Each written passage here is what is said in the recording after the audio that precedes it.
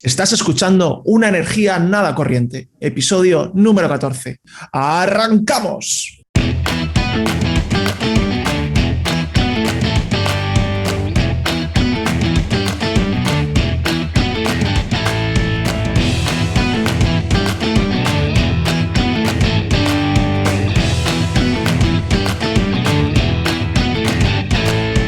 Saludos incorrientes, soy Álvaro Manso y os doy la bienvenida a Una energía nada corriente, el podcast que te habla sobre energía y sostenibilidad de forma cercana y con acento.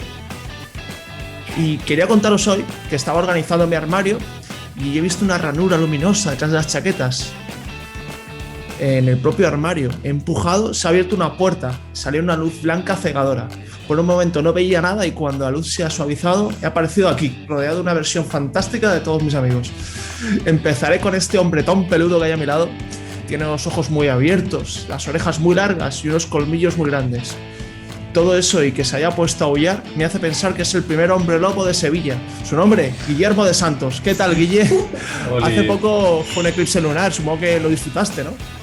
Bueno, sí, qué pasión. Cuando hay luna llena es increíble, pero cuando hay eclipse ya es que una fiesta constante, de verdad. Genial, me gusta que te lo pases bien. Así aguantes un poco de esa energía para el podcast de hoy. En el siguiente lugar tenemos a una persona que no se está quieta. Le ha venido muy bien lo de convertirse en centauro. Así puede correr por el mundo como hablo de nuestra totamunda particular, Michelle Sousa. ¿Cómo estás, Michelle? ¿Usas siempre las mismas cerraduras? ¿Las vas cambiando si llueve, si vas por asfalto, montaña? ¿Cómo va eso? Sí, no, hay que cambiar, no hay que hacer las cosas con eficiencia cada cuatro, pero así no. Sí, como si fuera Fórmula 1, ¿no? Ahí. Fórmula E. Pero claro, reciclando siempre. Claro, te lo guardas de los de invierno para el siguiente invierno. Pues también ha venido otro ser que me da un poco de miedo.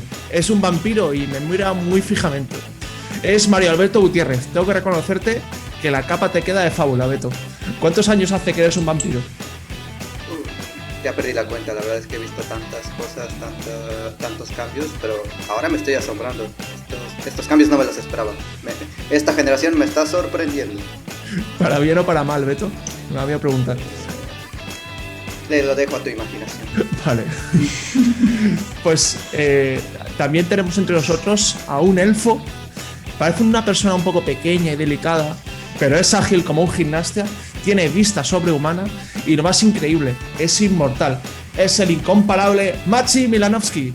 ¿Qué es lo que más te gusta de ser elfo, Machi? A mí más me gusta, creo, el juego de mesa que jugamos con mi novia, que es precisamente el Señor de los Anillos, y ahí siempre selecciono Legolas como mi personaje favorito. Entonces, por supuesto. Eres tan hermoso como Legolas. Por ahí va. Pues quiero decirle a nuestra audiencia que si os gusta el proyecto, queréis apoyarnos, la mejor forma, la más sencilla, es que le deis a suscribir, le deis a me gusta, pongáis comentarios, compartáis con otras personas que le pueda interesar este contenido, porque poco a poco vamos llegando, cada vez nos va escuchando más gente, estamos muy felices y queremos agradeceros todo vuestro apoyo. Y empezamos hoy con un programa, un clásico de menú de 3 platos. Vamos a hablar 3 temas y esperamos que en una horita más o menos, o nunca conseguimos que sea una hora, pero que aprendáis un poquito con nosotros. Voy a empezar yo mismo, si nos parece bien. Por supuesto. ¿Y de qué nos vas a hablar hoy, Álvaro? Estamos muy intrigados del tema que traes. Pues hoy, Beto, gracias por preguntar, quería hablaros de la relación que tiene la biodiversidad con la transmisión de enfermedades infecciosas. Ahora está como muy presente en todas nuestras vidas lo que es una pandemia mundial, ¿no? Entonces, yo quería resaltar lo importante que es la biodiversidad. Menos biodiversidad implica más riesgo de transmisiones de enfermedades. Pero yo quería deciros, esto se ha dicho últimamente bastante en muchos medios de ecologistas y de medio ambiente. Quería intentar explicar un poquito cuál es el mecanismo por el que la biodiversidad ayuda a que no se transmitan las enfermedades, porque si no se queda como una idea, como un mantra casi, ¿no? Un dogma. Y creo que es mejor que lo entendamos.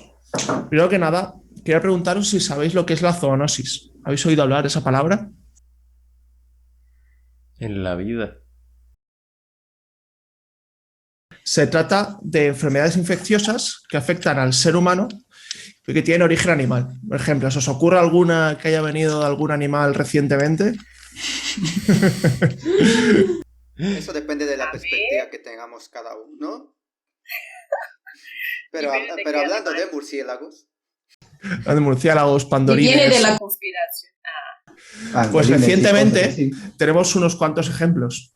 Tenemos la porcina, tenemos el SARS que viene de los murciélagos, la malaria se transmite por mosquitos, hay la gripe aviar, por ejemplo, también se hablaba.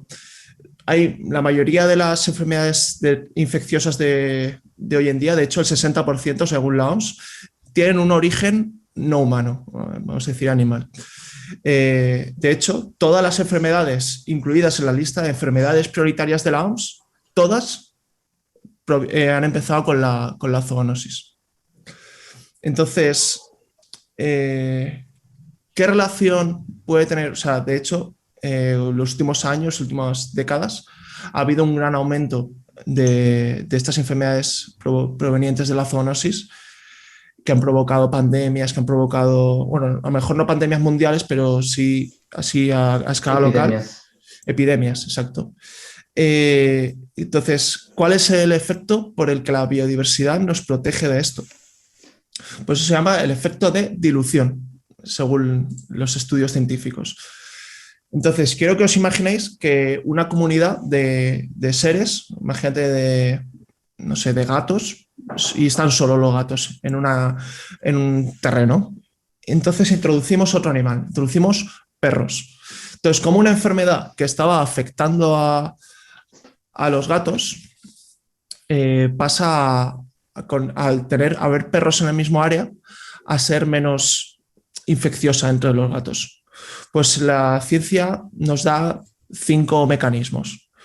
Por una parte, los gatos ahora se van a mover menos, porque como hay perros, puede que tengan miedo, puede que simplemente que no haya tanto sitio que puedan ocupar, ¿no? Se reparten el espacio, se mueven menos, se juntan menos entre ellos y las enfermedades se localizan más en donde estén.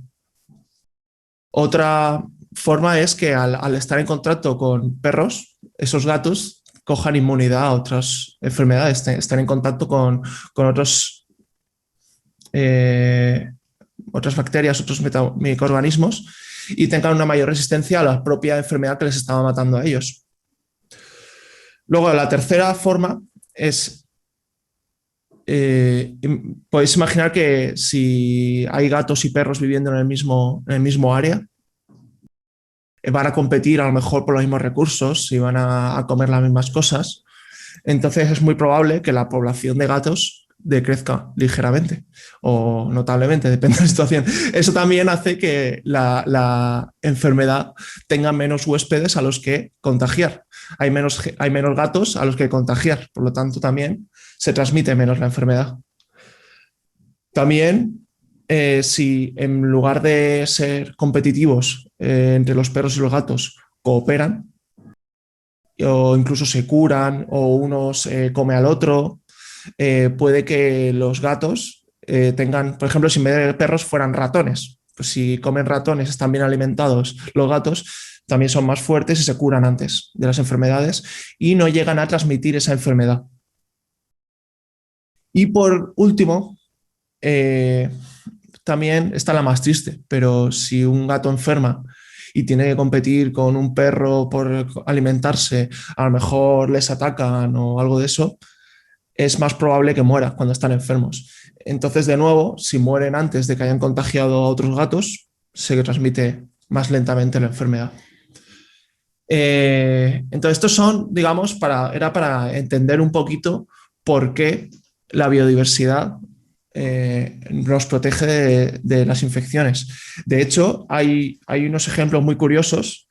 Esta palabra, si zoonosis no la conocéis, quiero pensar que zooprofilaxis no la habéis oído nunca. Un clásico. La zooprofilaxis es una cosa muy interesante que se está haciendo en África desde toda la vida.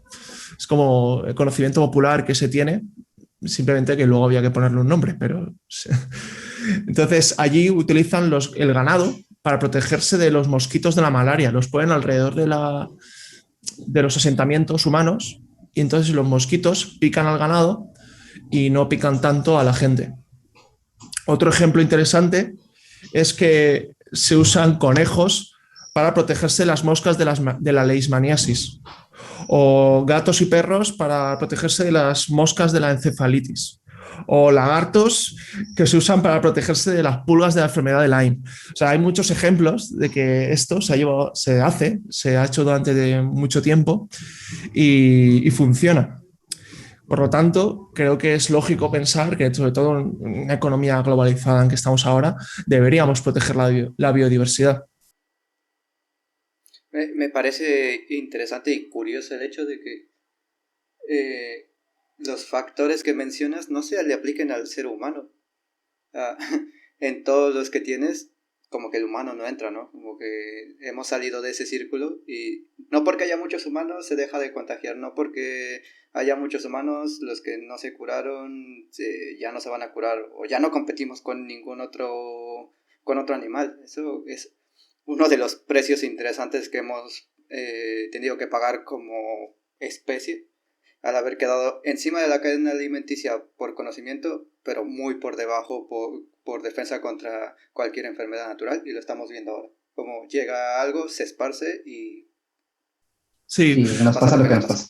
Es cierto que la mayoría de los mecanismos que he explicado no se aplicarían tanto al ser humano, pero es verdad que es una persona que conviva con la naturaleza va a generar mayores defensas contra enfermedades que una persona que viva completamente en una burbuja. Se dice convivir con perros, que si tengas un perro vas a ser un poco más sano porque siempre estás ahí desarrollando defensas y cosas así. Sí, se supone, ¿no? De hecho, se dice de los bebés que es bueno que coman tierra y cosas de estas. Bueno, no lo sé. Bueno, tampoco voy a poner la mano en el fuego, pero eso se dice. ¿Y qué pensáis que estamos haciendo con la biodiversidad? ¿Está bien? ¿Está mal? Yo solo quería comentar que lo que acabas de decir me recuerda muchísimo al programa anterior de permacultura de Michel. Y bueno, uno de los grandes problemas que tiene tanto la ganadería intensiva, ¿no?, como la agricultura intensiva aquí respecto a protección de los animales y las plantas, no pueden vivir en una granja miles de cerdos hacinados sin que estén petadísimos a antibióticos, o la permacultura es la solución a no tener que meter químicos, porque las plantas en soledad no pueden vivir, ¿no? Están acostumbradas a tener un grupo de plantas con el que cooperan. Así que eso, aplicado a los humanos, ¿no?, es lo que acabas de hacer y me parece súper... Y lo que acabas de decir, Guille, que dos de las más grandes enfermedades que nos habían azotado en los últimos años, o por lo menos en mi experiencia que se quedó un poco en América y ya no llegó hasta este lado, la gripe porcina y los nuevos casos que se están dando por China y así de gripe aviar, pues igual y si dejamos de consumir tanta carne de cerdo y de pollo no se dan tanta probabilidad de que sucedan estas cosas. También lo que decía de los antibióticos, súper importante, que es la próxima gran crisis que parece que acecha a los seres humanos, es la inmunidad que estamos generando hacia los antibióticos por parte de las bacterias. Y muchas veces la gente se piensa que es porque tomamos muchos antibióticos nosotros en casa, pero realmente los tomamos cuando comemos carne, porque, como has dicho tú, los cerdos tienen que estar alimentándolos constantemente con antibióticos, entonces se genera esa inmunidad. Y yo quería contaros también sobre cómo estamos afectando a la biodiversidad, porque la ONG WWF en 2020 hizo una actualización de su informe del planeta vivo, y en ese informe concluían que la fauna salvaje ha disminuido un 68% desde 1970, un 68% desde 1970, lo repito. Es una barbaridad lo que hemos hecho en tan solo 50 años. Entonces, como se ve, el 68% es digamos, el promedio general de todo el mundo. Pero si nos centramos en las zonas más castigadas, son concretamente América Latina, con una caída del 94% en la biodiversidad en 50 años, repito, y en las aguas dulces con una caída del 84%. Entonces, sobre todo es alarmante que América Latina incluye, y ahora os voy a pedir que me deis vuestra opinión, pero países con tanta biodiversidad, de hecho, según BBF, 3 de los más diversos del mundo, como Brasil, México y Colombia. No sé si tenéis algo que aportar aquí, alguna idea. Claro que Álvaro, hay mucho que aportar, es que es súper interesante que ahora que lo dices, la biodiversidad. Y yo me podría incluir incluso como seres humanos dentro de esa biodiversidad, porque no solo, o sea, el desarrollo y el progreso de la forma de vida norte o occidental, no solo es que haya terminado con plantas y animales, también con nosotros, las personas. En muchas zonas la gente que existía la han ido relegando. Hablo de pueblos indígenas y los pueblos originarios que también han estado ahí y cada vez van desapareciendo más, y las lenguas y la cultura va desapareciendo más. Tiene todo que ver con el proceso de desarrollo que se ha tenido, porque realmente todo lo que se ha cortado, todo lo que se ha cultivado, todos los animales que se han perdido, toda la biodiversidad que se ha destruido, no ha sido para el consumo de la propia gente que está ahí. Nosotros hemos sido parte de ello y nosotros lo cortamos, nosotros lo talamos, nosotros lo vendemos para que alguien más los disfrute.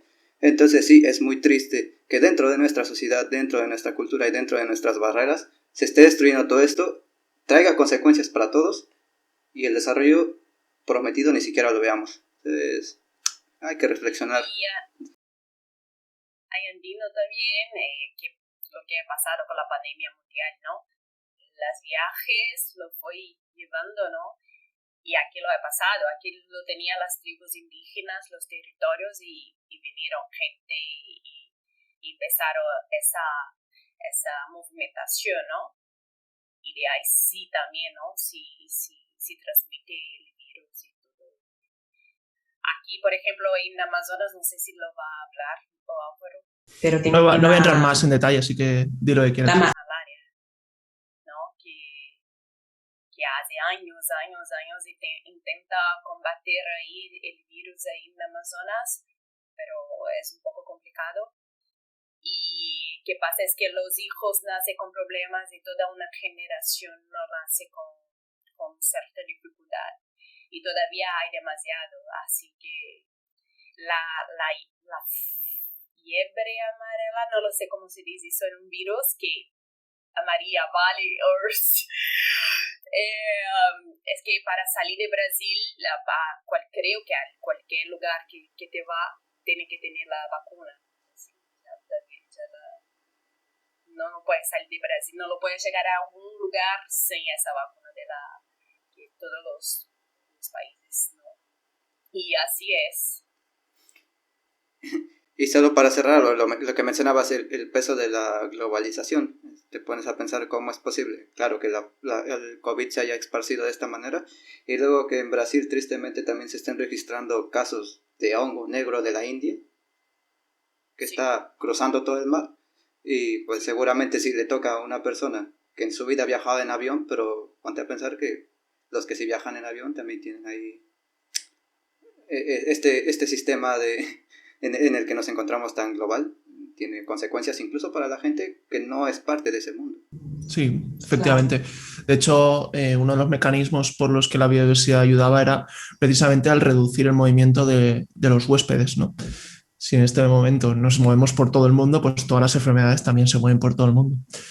Y los motivos de esta destrucción de biodiversidad, según las BBF y Ecologistas en Acción en España, son principalmente los cambios en el terreno y la deforestación. Es decir, coger terreno que no estaba pensado originalmente, era terreno natural, y deforestarlo y convertirlo en terrenos agrícolas o otras cosas. De hecho, el problema con el agua dulce es porque se han perdido muchos humedales.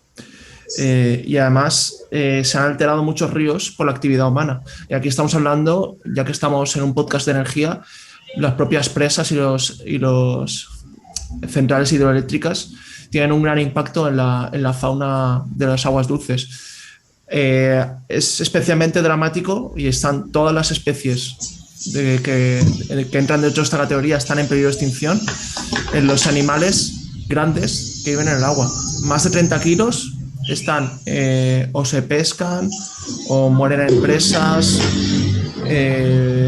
obtienen impedimentos para ir a sus zonas de alimentación o de desovación. Entonces hay que valorar mucho lo que se está haciendo porque tiene unos impactos muy negativos.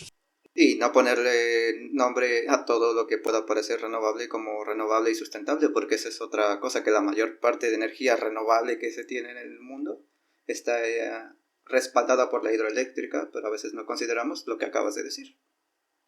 Sí, y otro palito extra, solemos dar uno por programa a la industria alimentaria, es que 1/3 de todo el suelo se dedica a la cría de animales. O al cultivo de alimento para la cría de animales.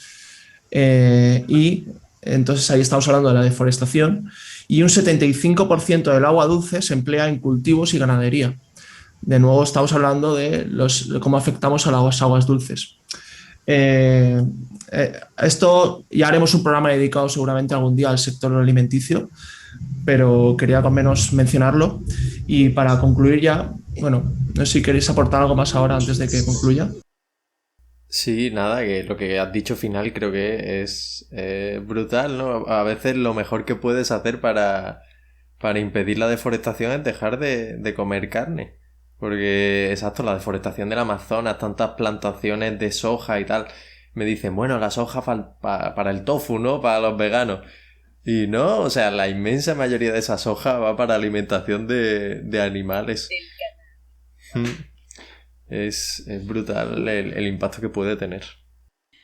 Yo también quería añadir que las regiones que sobre todo hay que proteger son que más tienen más porcentaje de biodiversidad son las regiones aisladas, ¿no? Como por ejemplo islas o montañas, y es de donde vemos más diferentes tipos de diferentes especies, ¿no? Entonces, claro, hay que pensar que biodiversidad es como número de diferentes especies y no un número de especies, de unidades de animales o plantas o lo que sea en general, ¿no? Importante. Sí. De hecho, yo para acabar la idea y quería terminar es que toda la biodiversidad del mundo tenemos que comprender que es una sola salud. La especie humana necesita reconocer que nuestra salud y bienestar están íntimamente ligados a los de la naturaleza y el planeta que habita. Muy interesante, Álvaro. Uno no se pone a pensar en estas cosas de cuánto nos puede afectar. El no entendernos como parte de un sistema y el alejarnos de la vida natural y sentirnos superiores cuando somos parte de este intrincado mundo y de toda esta conexión. Y si no reflexionamos al respecto, nos vamos a perder. Así es, Beto. Pues para continuar con este programa, creo que Machi tiene la sección de noticias, el primer tramo de la sección de noticias de hoy.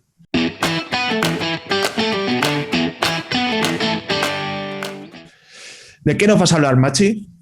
Pues hoy os traigo una noticia desde mi lado que tiene mucho que ver con sostenibilidad, pero también tiene que ver con un conflicto internacional entre, pues, básicamente dos lugares de mi vida, es decir, de Chequia y de Polonia. Y pues quería empezar con una anécdota corta.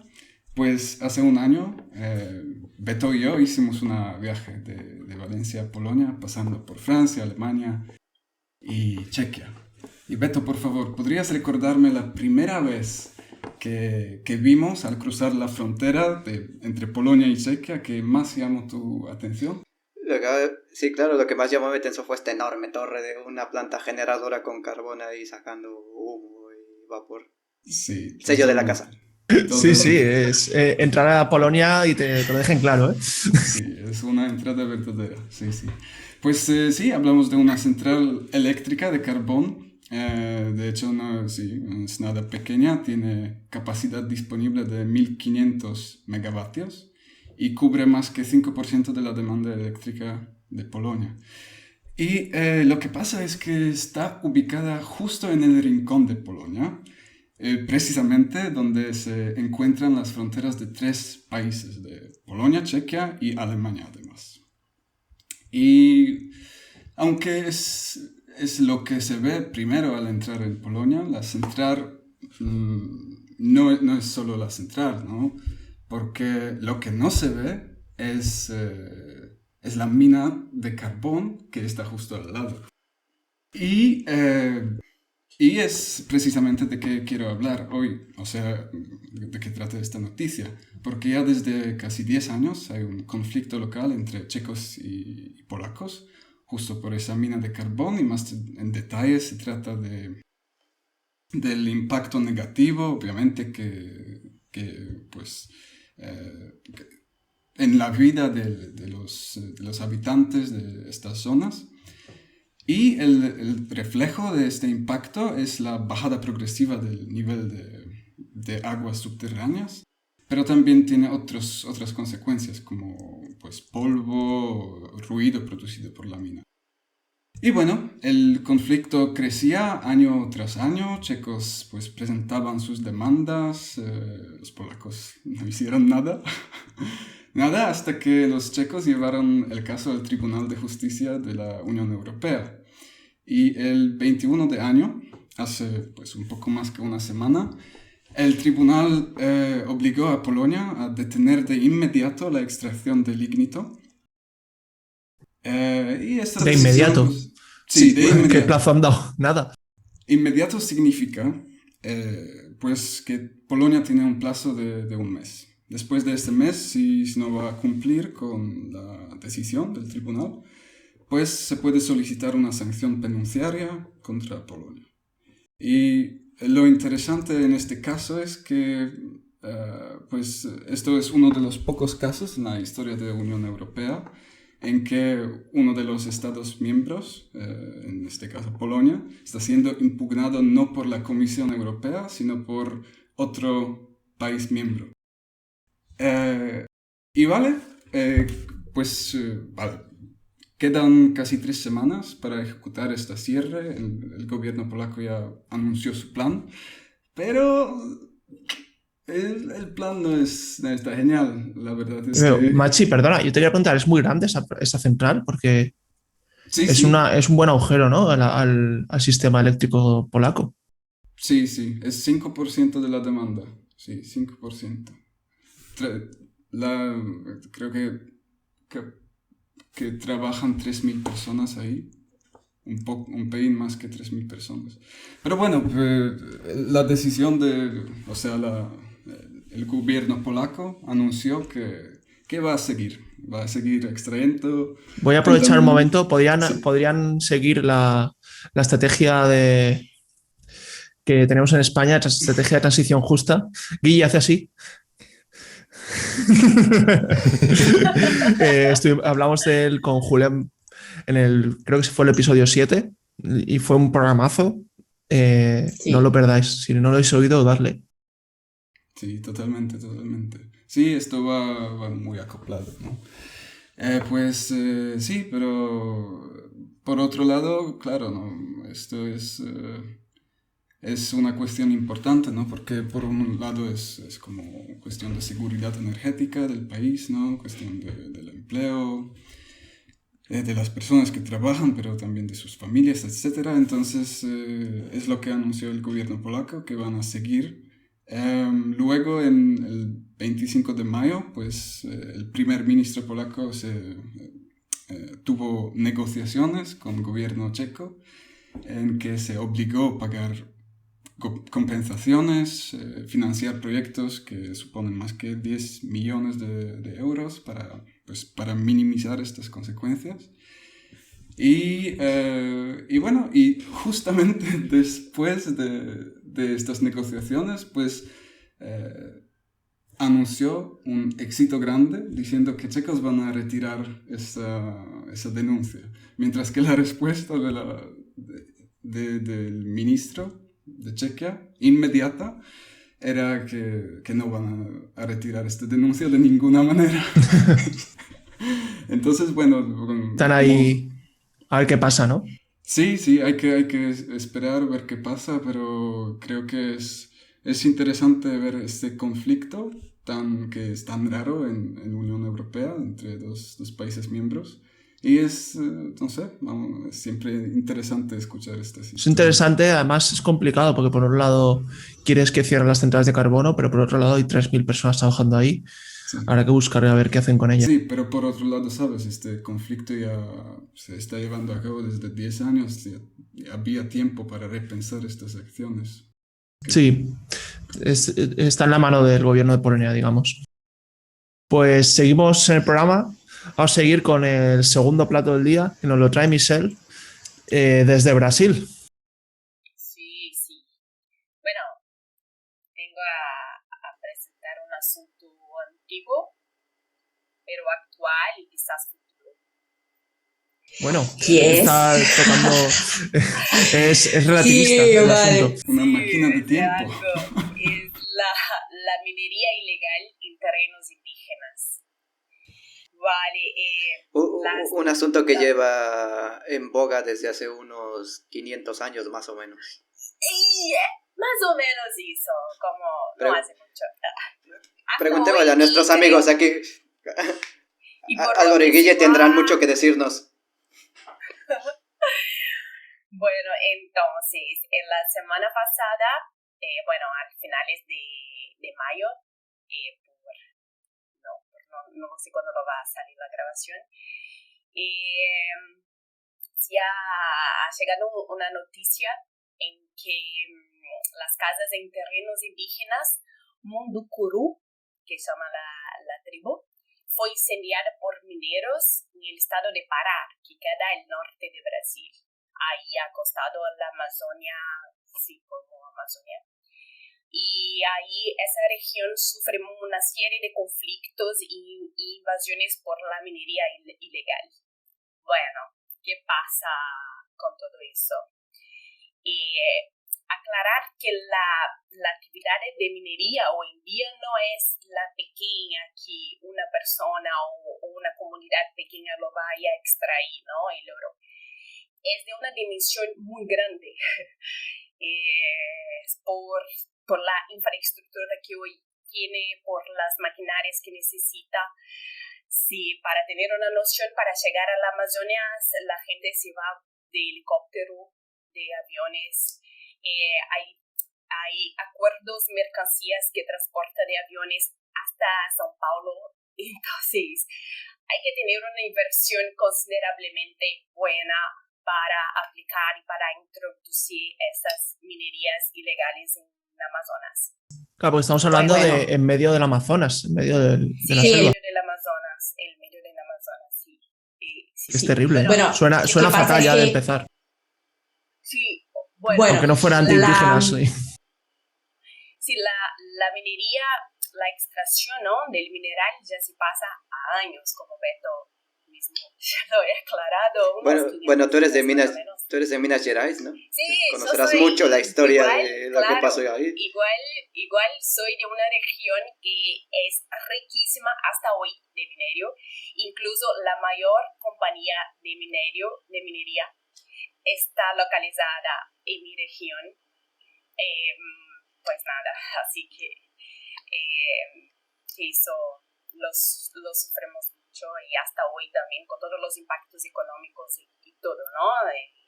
Estamos viviendo la consecuencia de los años pasados. Pero volviendo un poco a este asunto, ¿no?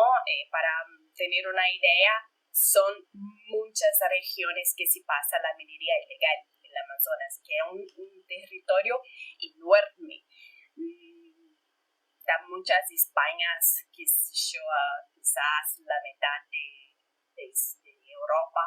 Es un territorio enorme, muy grande y que está siendo invadido por esos ilegales, ¿no? Hay una Oye, Michelle, tierra indígena. Vale. una pregunta. ¿Y sabrás de qué nacionalidad son estos? El capital.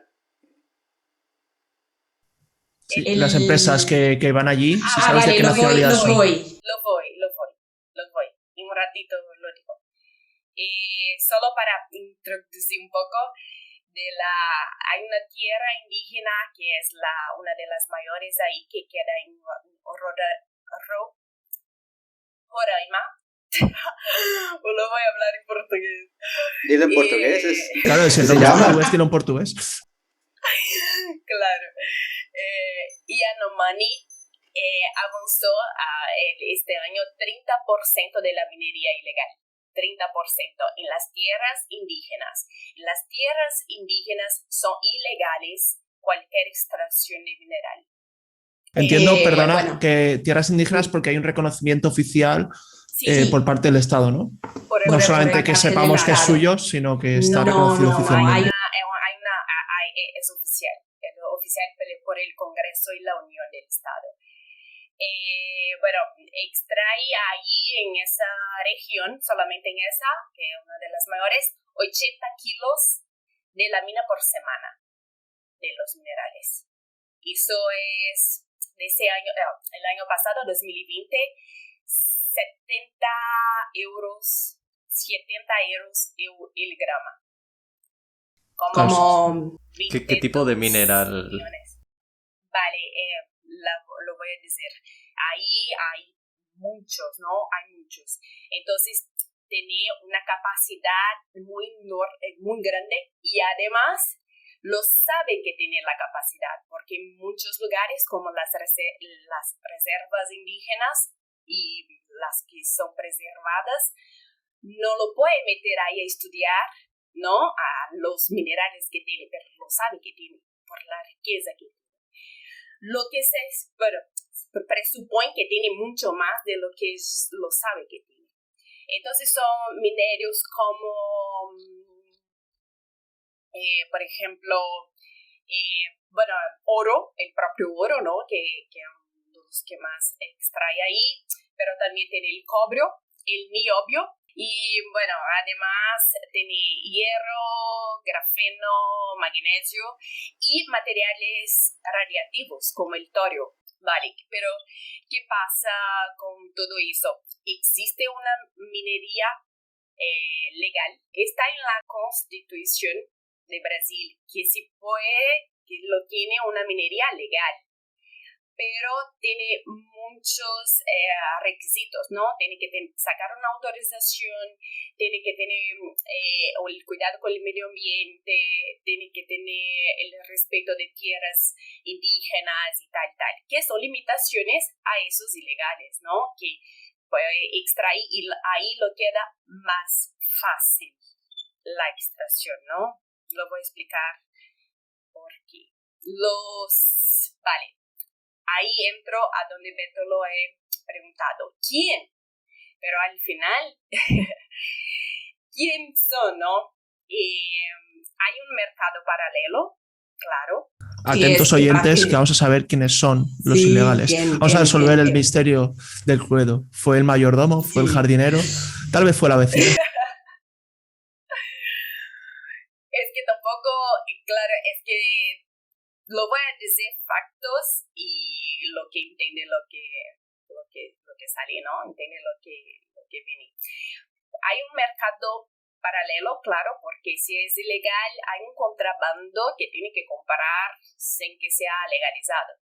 Entonces, que nadie lo sabe, no se identifica y no se sabe.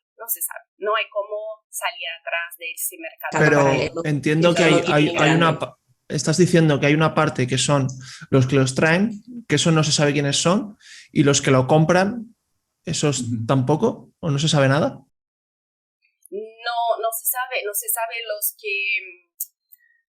A ver, sí, es como el tráfico de armas, el tráfico de las propias drogas, no se sabe qué es lo que comanda, ¿entiende un poco? No se toma el jefe, lo que está organizando todo eso no Vale, se pero sabe son quién. entonces, son empresas, o sea, son... Son empresas, son personas que vienen. Hay mercados tanto pequeños como mercados grandes.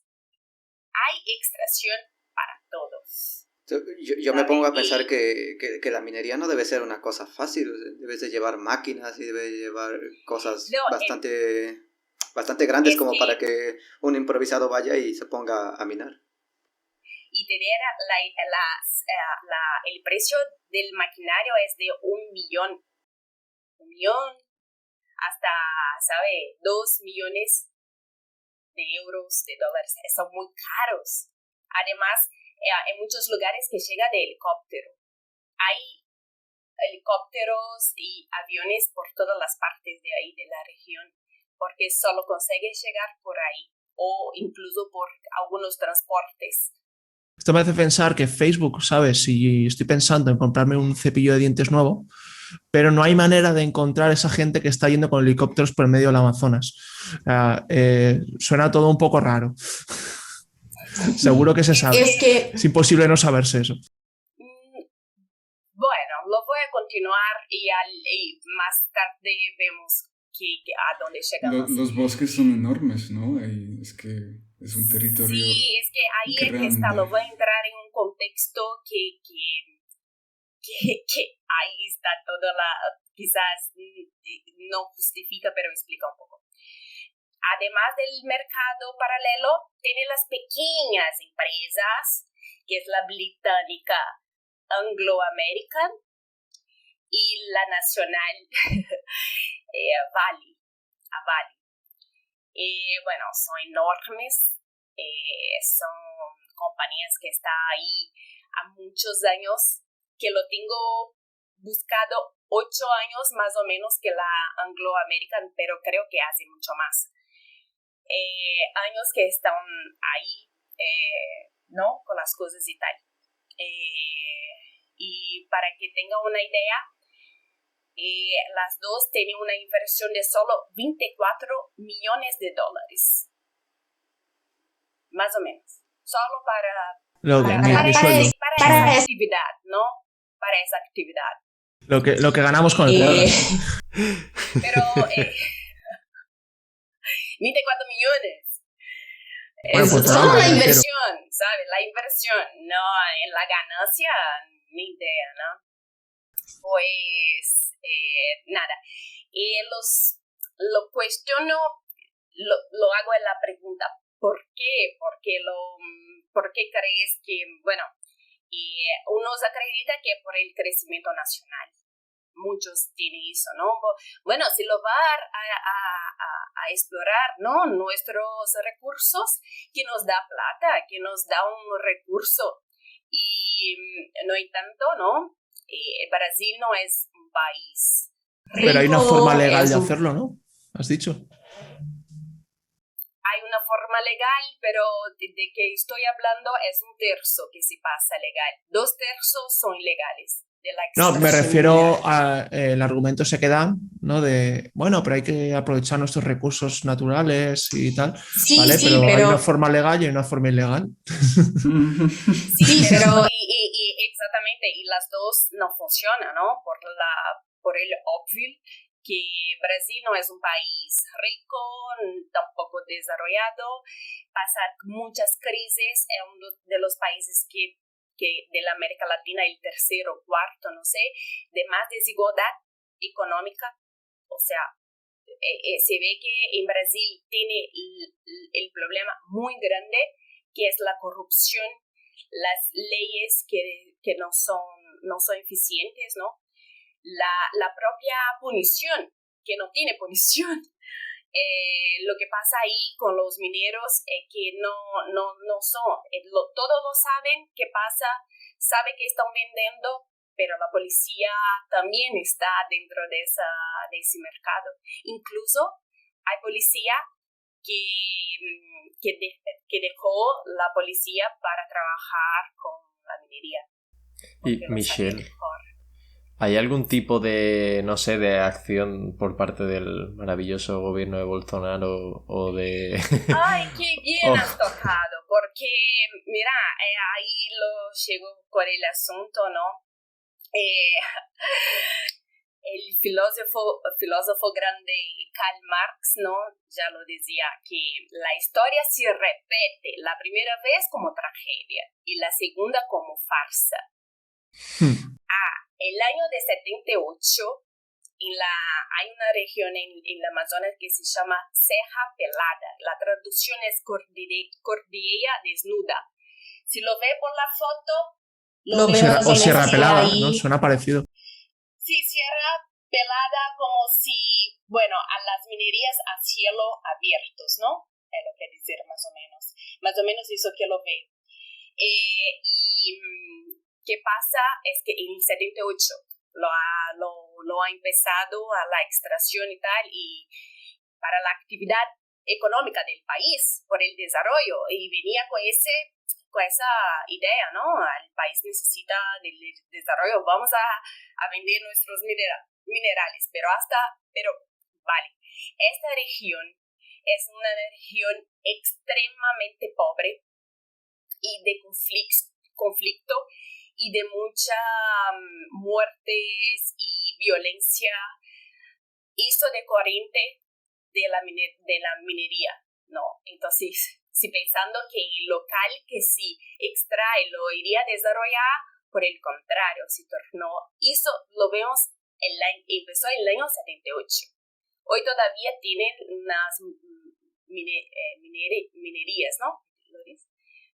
No tanto, ¿no? Porque gran parte ya lo fue, pero el problema, la pobreza y toda la violencia continúa en ese lugar, ¿no? Sí, se ha quedado en promesas vacías.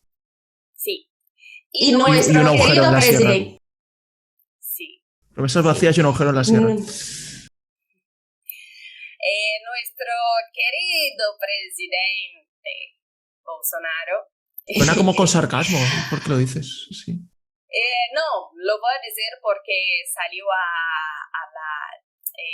el año pasado, presentó un proyecto de ley al Congreso para autorizar la exploración de tierra indígena para exploración de los minerales. Claro, porque si la gente se queja de que hay minería ilegal, pues la hacemos legal y ya la gente no se queja. Ese hombre es un visionario. Es que lo dices, no tenemos más área para extraer los minerales, ¿no? O sea, los legales, las áreas legales. Ahora tenemos que buscar a donde estés. ¿Y cuál es la justificativa del presidente? Que va a traer desarrollo al país. Desarrollo. Es que la historia se repite, ¿sabes? Y pues nada, vemos... Me recuerda a ese mismo argumento que daban ciertos sectores políticos de España para promover la investigación y hacer extracciones de fracking en parajes naturales como son las Islas Canarias. Sí. Decían, ya, pero es que así tendremos menos dependencia energética con nuestro propio petróleo, con el fracking. Fracking es una ruina, un día hablaremos del fracking, pero el fracking ha sido una ruina para Estados Unidos que no os podéis ni hacer una idea. Y una ruina económica, que es lo más grave, porque era lo que querían conseguir. O sea, es lo más grave porque era la que no se esperaban. Y una ruina medioambiental absoluta. Y la justificación es la misma, es el progreso nacional, son nuestros recursos. Y a ver qué empresa invertía, qué empresa de capital germano empresa de capital español invertía. Sí, bueno, para que no sea tan injusta y lo apoye a un lado, lo voy a hablar las palabras del presidente Bolsonaro, que lo habló públicamente. Lo decía en español. El interés por el Amazonas no está en el indio y ni el puto árbol, está el mineral. Eso lo decía Jair Bolsonaro, que no filósofo era también. Indio, puto árbol. Hoy has citado a dos filósofos ya. Sí, total. Vale. ¿Y cuál es el impacto, no? Porque si es ilegal, tampoco están preocupados porque por eso lo es ilegal, no quiere tomar la autorización de preservación. Entonces, ¿cuáles las consecuencias, además de toda esa cuestión política y tal? Lo cambia las vertientes de los ríos para poder extraer el mineral. O sea, lo cambia completamente la biodiversidad y todo las cosas, ¿no? Y para ver la inversión que lo tiene que tener. Cómo lo cambia la vertiente del río, no es cualquier uno que lo hagáis. Además, promueve la deforestación. Perdona, vale, ¿has dicho de cambiar la corriente del río? ¿Te refieres al río Amazonas? Son muchos ríos. Vale. Deben ser estas... No. Pero no trata de 180 grados. A contracorriente le ponen una bomba.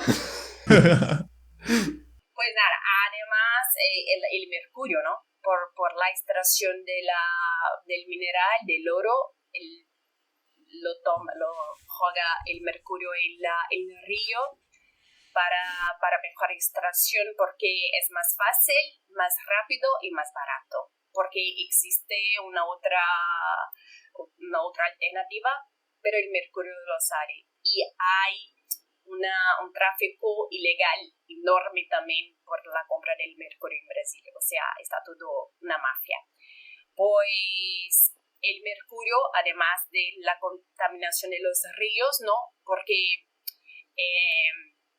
el mercurio es un metal pesado, persistente y neurotóxico. O sea, cuando el pescado, pez, lo toma el agua del río, si pega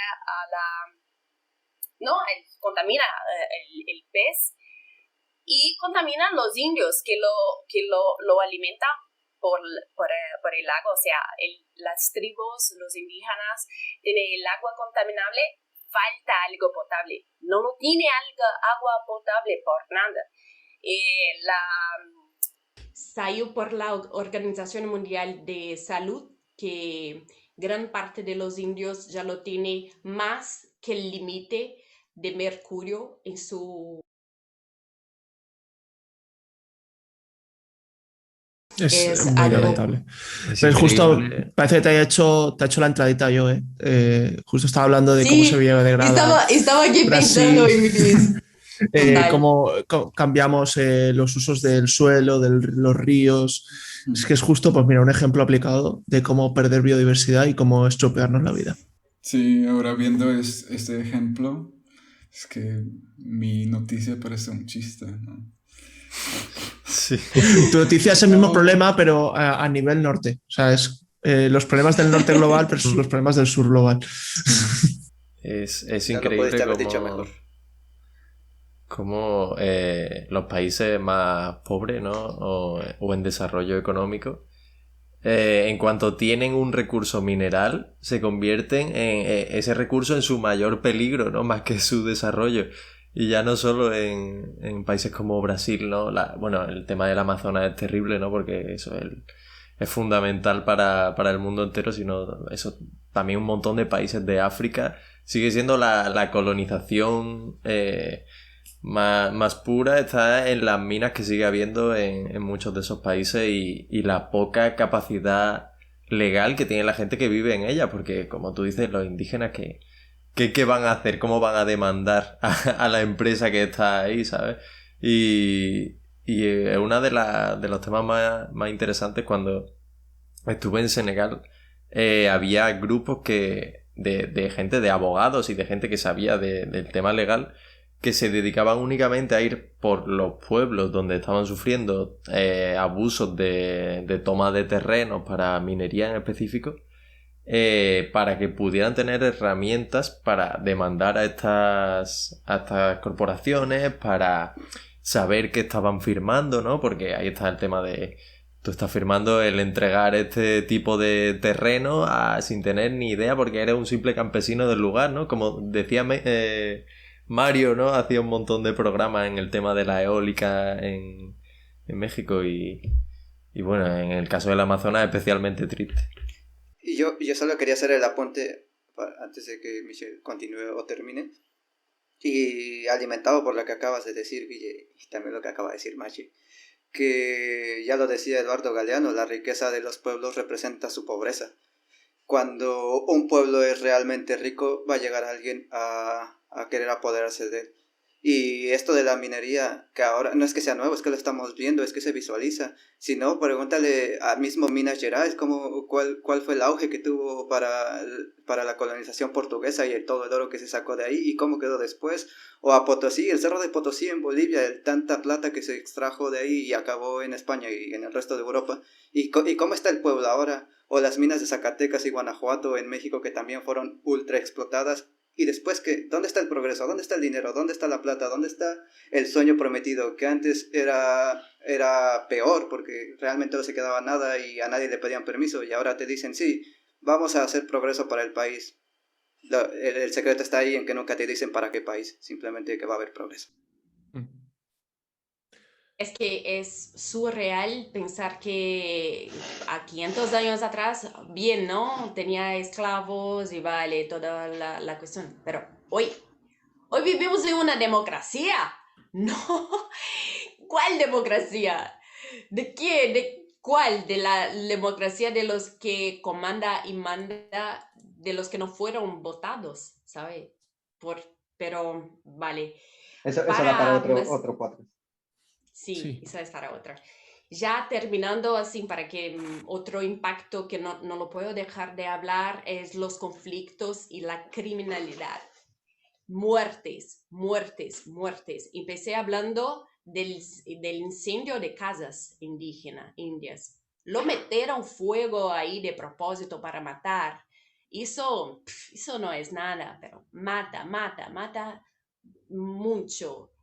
Tanto indios, activistas, la gente que lo ve, que lo quiere, periodista, claro, lo tiene muy miedo, tiene que tener extremadamente cuidado, quizás a veces tiene que hablar antes para llegar ahí, porque puede, sabes, que, bueno, es, ¿quién manda? ¿Qué de la democracia?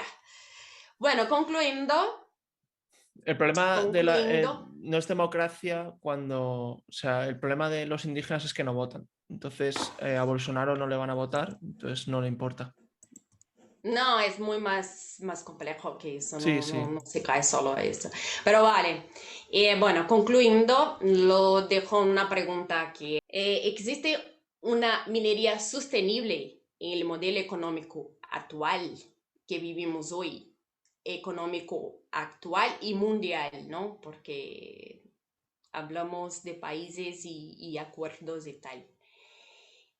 Con tanta vulnerabilidad, ¿no? La complejidad que el bioma Amazonas, ¿crees que es posible tener una minería en que lo pueda revertir el medio ambiente o mantenerlo bien, sano? Ahora recientemente salió Industria 4.0 para Amazonas. Están queriendo poner tecnologías de maquinaria, automación. ¿Para qué y para quién? A ver, hoy ya lo tenemos bastantes satélites que lo puede tomar fotos, lo puede ver que la situación que pasa, todos ya lo sabemos, las redes, las noticias, y mismo así mantenemos, mismo así los mineros ilegales lo van a ataque y lo tiene como cierto, y el gobierno actual todavía defiende de una cierta forma.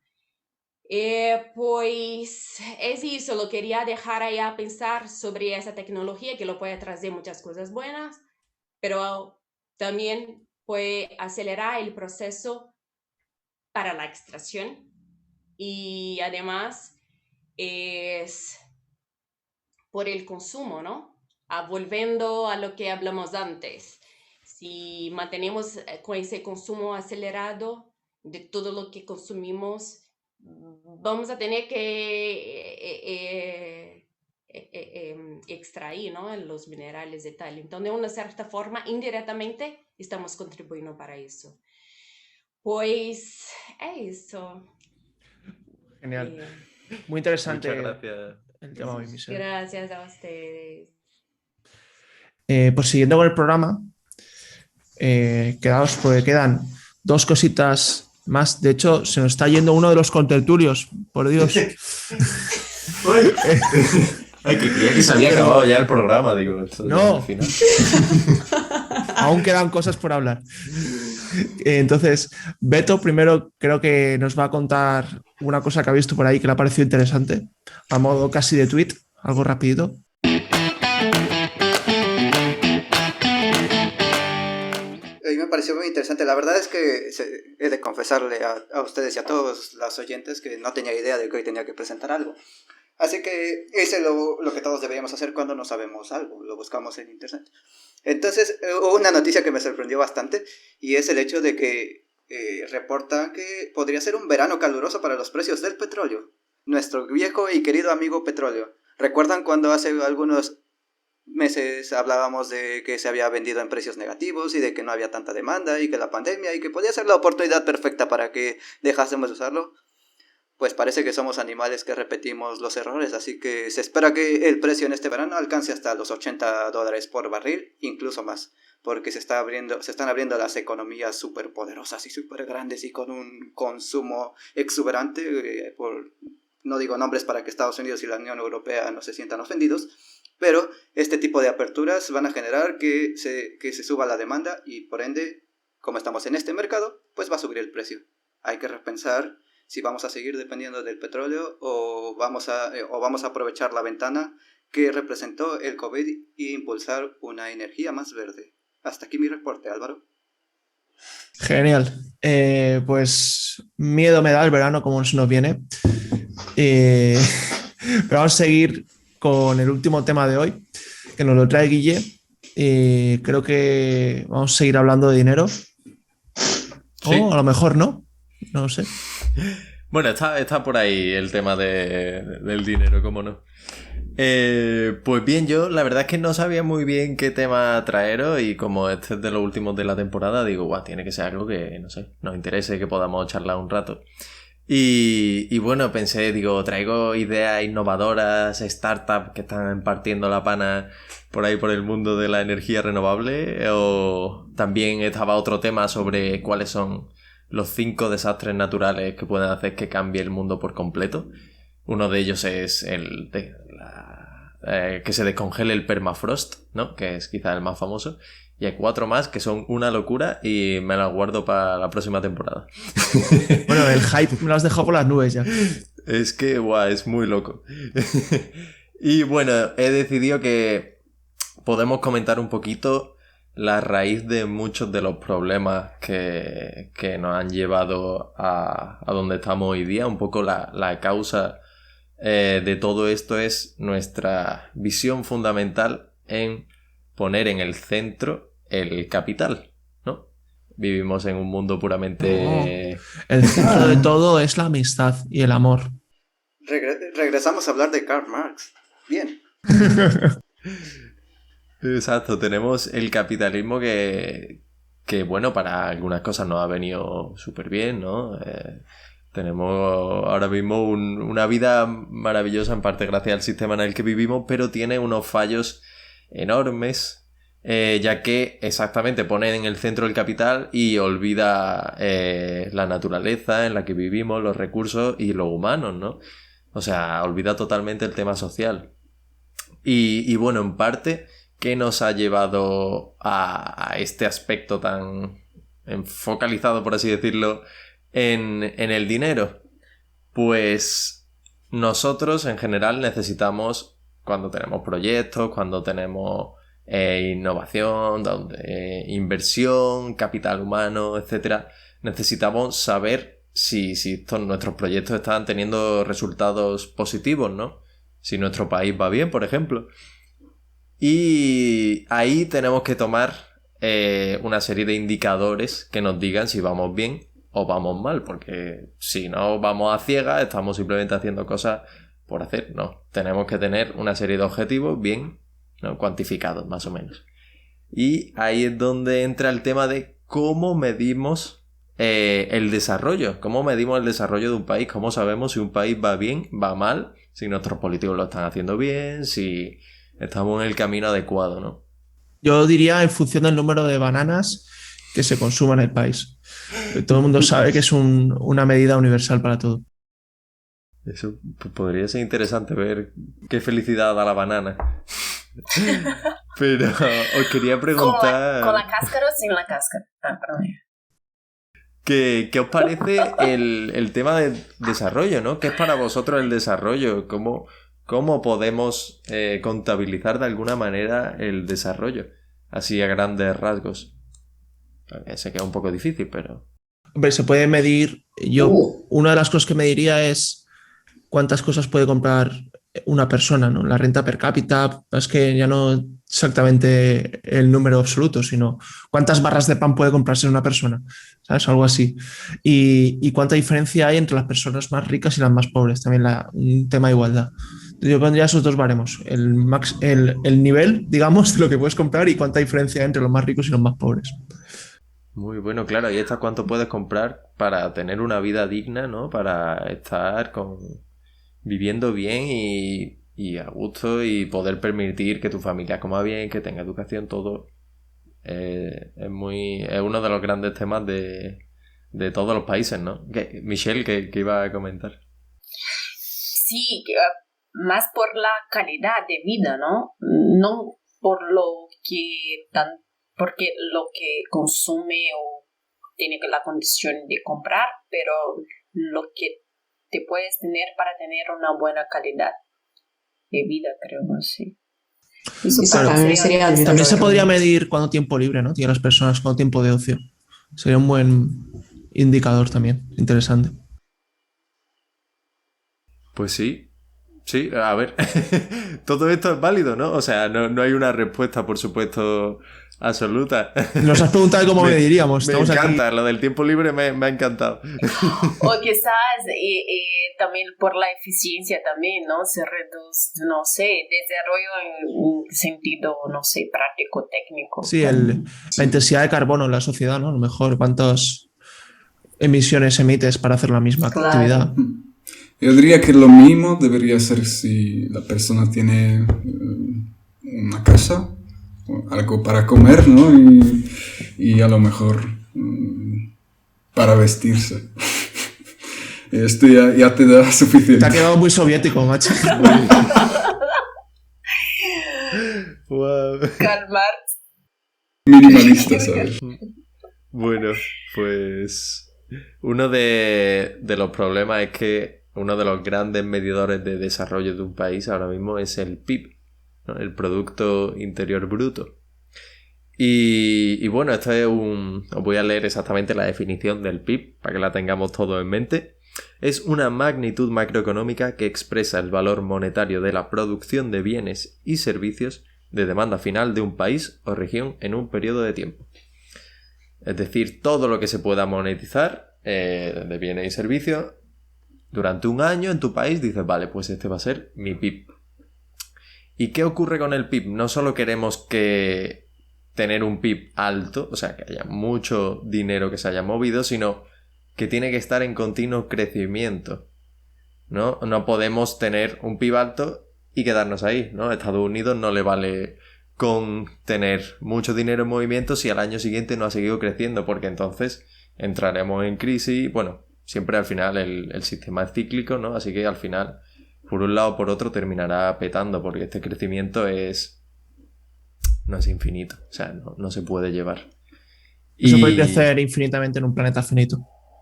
Exactamente, no tenemos los recursos, ni la gente, ni bueno, que nos lo cargamos, que es lo que está pasando. Y bueno, el PIB nació en la década de 1930, porque un economista llamado Simon Kuznets decidió que era un buen indicador, y a partir de ahí se empezó a potenciar, primero en Estados Unidos y luego se llevó al resto de países. Y bueno, ¿Qué ha pasado? Que nos encontramos ante el cambio climático, nos encontramos ante problemas como los que ha contado Michelle y todos estas actividades que polucionan nuestro aire, contaminan el agua, gente que va, no sé, desde gente que vaya a la cárcel, a trapicheo de drogas, etcétera, todo cuenta para el PIB de una forma u otra. Bueno, sobre todo porque al final termina siendo... Por el trapicheo, ¿no? Bueno, claro, dinero en negro no, pero de alguna otra forma se sale. Y de hecho, yo, si permites, a mí uno de los problemas más graves que veo en el PIB es que no cuenta ni la fuente de la riqueza de donde viene, que suele ser la naturaleza, ¿no? Se extraes algún recurso, ni el vertedero de los residuos. Y en ambos casos suele ser la naturaleza. Entonces, de hecho, hay un ejemplo que suelo poner para criticar al PIB yo, desde cuando hablo en un bar, apoyado en la barrita del bar, ¿no? Tú imagínate, tienes una empresa que, no sé, estás produciendo rollos de hilo, lo que sea. Y entonces tienes unos residuos, o sea, tienes unas entradas de material, ¿no? Necesitas pues tela, o sea, el algodón, ¿no? Y unos excedentes, unos residuos, no me salen las palabras hoy. Pero tienes unos residuos y unas entradas. Entonces, si tú tienes muchas entradas, estás haciendo más negocio con el que te provee del algodón, y tú tienes muchos residuos, estás haciendo que la persona que se encarga de destruir esos residuos o depositarlos donde sea o lo que sea, tenga más negocio. Por lo tanto, que tú seas, para hacer lo mismo, seas menos eficiente, porque gastas más material de entrada y generas más residuos, es mejor para el PIB. Entonces, es absolutamente opuesto a lo que debería ser. Pues sí, entonces, ahí como un ejemplo que me parece muy claro y dices, está mal. Exactamente, es un medidor que nos engaña, como acabas de decir en tu ejemplo, y que no tiene en cuenta pues, la calidad de la educación, no tiene en cuenta la salud de las personas, no tiene en cuenta un montón de cosas, por lo que, bueno, puede ser útil en ciertos aspectos, ¿no? Pero no puede ser el centro de desarrollo de un país. Y bueno, las buenas noticias es que se dieron cuenta. Llegó un momento en que dijeron, mira, tenemos que tener otra serie de cosas en nuestro indicador para poder dirigir correctamente un país. Y bueno, ahí es donde entran índices como el índice de desarrollo humano, que se creó en el año 90 y tiene en cuenta, por ejemplo, la esperanza de vida de las personas del país y la educación, sobre todo la tasa de alfabetización de los adultos, la matriculación en la educación primaria, la educación en los niños y por otro lado también tiene en cuenta la riqueza, ¿no? Lo que estábamos comentando, el PIB, pero ya va aumentando varios factores y luego han ocurrido más a lo largo de estos últimos años, han aparecido otros índices como el Happy Planet Index, que a mí me parece súper guay. Suena súper bien. El índice del planeta feliz. Exactamente. Y bueno, tiene en cuenta desde la esperanza de vida al bienestar de las personas, en aspecto más psicológico, al food, la huella de carbono. A la huella de carbono, exactamente, y a la desigualdad, un poco como ha dicho Álvaro al comienzo. El PIB no representa la desigualdad. Estados Unidos tiene un PIB enorme y es de los países con mayor desigualdad, mucho más que muchos países europeos que están por debajo de su PIB. Por per cápita. Ese un apunte, Guille, ese es el índice Gini, el que mide la desigualdad entre las personas. Sí, ¿quieres comentar más de ese índice? No, solamente que sí existe y que es es como un medidor de presión en los países, sobre todo en los países que no tienen un PIB alto. Si el PIB es bajo y un índice de Gini alto, pueden pasar cosas como lo que pasa cada año en Latinoamérica. Chile, Colombia, Ecuador, Bolivia. Ese tipo de cosas pasan cuando hay una gran desigualdad. Cierro comentario. Pues bueno, para tu gusto, Beto, he de decirte que México está en el top, entre el top 5 de los países con mayor ranking en el Happy Planet Index. Cosa que indica, sí, que parece que sois muy felices. Tenemos tequila y tenemos tacos. Exactamente. Comida buena, bebida buena, Sí. música buena. Y Gente, bueno, Gracias, Messi. eso te da Eso que para mí. pensar, ¿no? Y cuando ves las tasas de suicidio, por ejemplo, de los países más desarrollados, o otro tipo de índices que dices, wow, esta gente quizás no está tan bien, ¿no? Como parece por el PIB, pues ya... De hecho, creo que Japón es uno de los que mayor tasa de suicidios tiene. Finlandia me suena que también. Creo que el que más es Groenlandia, pero bueno, Groenlandia, digamos que es otra película. Sí, esa gente... Yo puedo, para eso me gustaría citar a un youtuber que me gusta mucho, se llama Yokoi Kenji, que es rápidamente un chico, un señor que tiene ascendencia japonesa precisamente y vivió en Colombia. Y me gustaba mucho la alusión que hacía eso. Decía, es que yo vivía en Colombia y vivía súper estresado, en Japón, vivía súper estresado, muy atareado, pero el gobierno ya me tenía resuelto todo. Ya tenía tanto desarrollo, que la presión era tan grande que te ponías a pensar otras cosas, pero tú llegabas a Colombia y te daban ganas de vivir, porque te subías al transporte público y agárrate bien de los tubos, porque cuidado y te mueres, o vas caminando por la calle y cuidado y te mueres. Entonces, mi reflexión es que ahí las ganas de vivir, no te da tiempo de pensar en otra cosa, tienes que ir al día, y no te pones a pensar, el suicidio no pasa por tu mente, básicamente porque no tienes tiempo. Wow. Puede ser eso. No hay cómo ponerse existencialista si no tienes tiempo para pensar. Exacto. No te vas a rayar por el índice de bienestar si tienes que Es asegurar que te alimentes cada día. Los problemas, te aseguro que los problemas existenciales no nacieron en Latinoamérica, nacieron en un bar de Francia o en un bar ahí de Alemania de una gente. Seguramente. Ya acabé de trabajar, estoy seguro. ¿Para qué vivo? ¿Qué estoy haciendo en este planeta? Total. Pues sí. Ay, bueno, pues... ¿Qué voy a hacer pues, con el mundo? ¿qué vamos a No hacer te con el digas. mundo?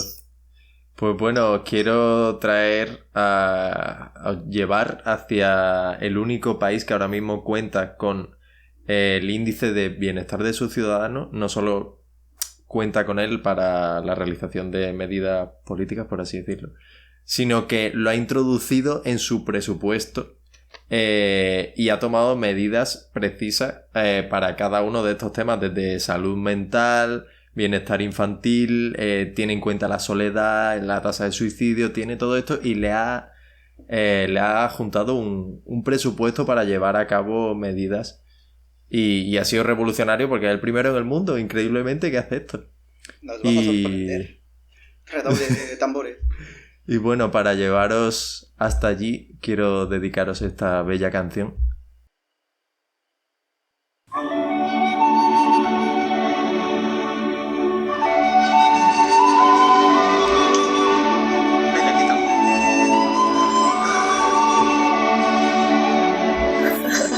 La comarca. Ay, cómo me gusta la comarca. Exacto, creo que en verdad este tema era solo una excusa para poner esta canción. Bien, pues exactamente, vamos a Nueva Zelanda. Nueva Zelanda ha sido el primer país que ha tomado esta decisión.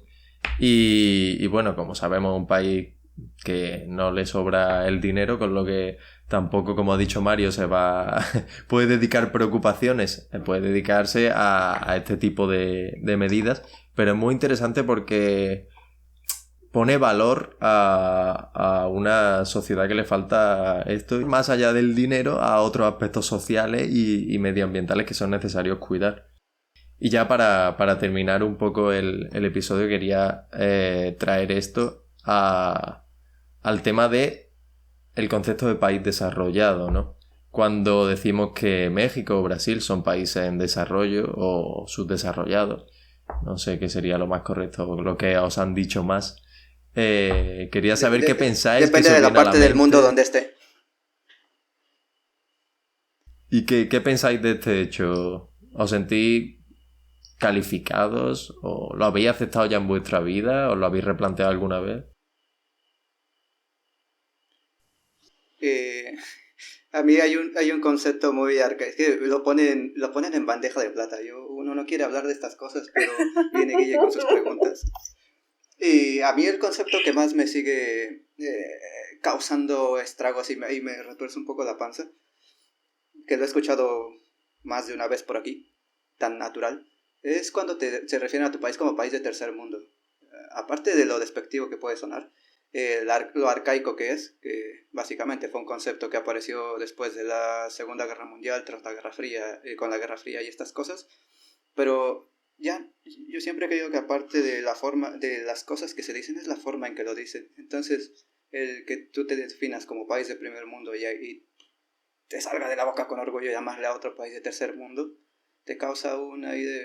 Sé que tenemos menos dinero, pero vamos a ver de qué riquezas hablamos. Y la forma de llamar luego pasó a lo de país desarrollado, país desarrollado en vías de desarrollo y subdesarrollado, para que no sonara también tan mal. Pero, pues, hay que ver en qué nos desarrollamos y en qué no. Eso sí me lo he replanteado, sobre todo, y desde el privilegio que tengo de haber estado aquí un par de veces, aquí me refiero a de este lado del charco, a mí sí me ha llevado a replantearme qué estamos midiendo y con base en qué las mismas personas dicen que viven en un país desarrollado. Hay cosas que, sí, como siempre he dicho, son muy buenas, pero otras en las que digo, habría que replantearnos el que estamos midiendo, como tú bien lo acabas de mencionar. Estoy de acuerdo con Beto.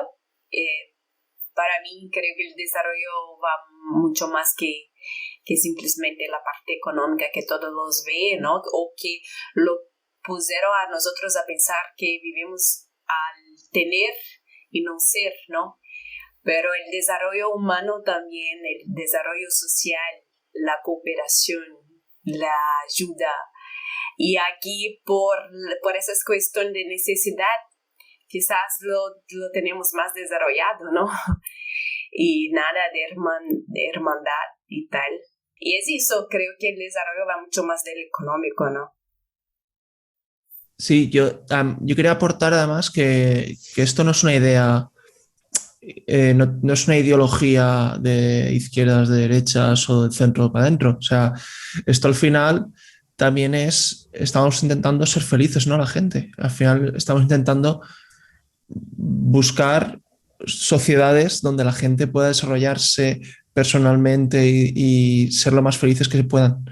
Entonces, no hay, creo que es una cosa en la que podemos llegar a un acuerdo fácilmente de decir, vale, el PIB está mal, no medir las cosas que querríamos medir, tal vez sería una parte, o sea, se podría seguir midiendo y serviría para algunas cosas, pero se podría mejorar con otras. De hecho, en 2008-2009, cuando hubo la crisis global económica, uno de los mayores impulsores de dejar atrás el PIB y buscar nuevos índices que tuvieran en cuenta esto fue el presidente de la República de Francia, Nicolas Sarkozy, quien hizo como convenciones mundiales y fue como, él intentaba como liderar un cambio y ser como una figura histórica muy encomiable por su parte.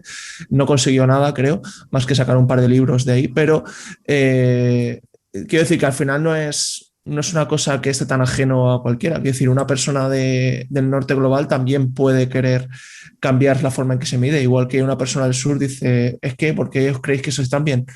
Pues creo que es una cosa que podría unir a todo el mundo. Qué bonito, está estupendo. Vale, pues voy a hacer un Mario y voy a hacer una cita final de nuestro querido Mike Berners-Lee, efectivamente, que hace una pequeña definición de qué es un país desarrollado en su libro.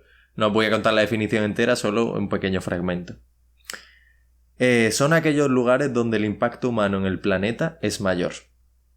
Es el lugar de nacimiento de la mayoría de las tecnologías que están destruyendo los ecosistemas, al igual que de la mayoría que podría ayudarnos a cuidarlas. Son las partes del mundo que más urgentemente necesitan aprender a decir cuándo es suficiente, y no son necesariamente el hogar donde estas líneas de pensamiento tienen lugar. Así que con ello, espero que haya gustado.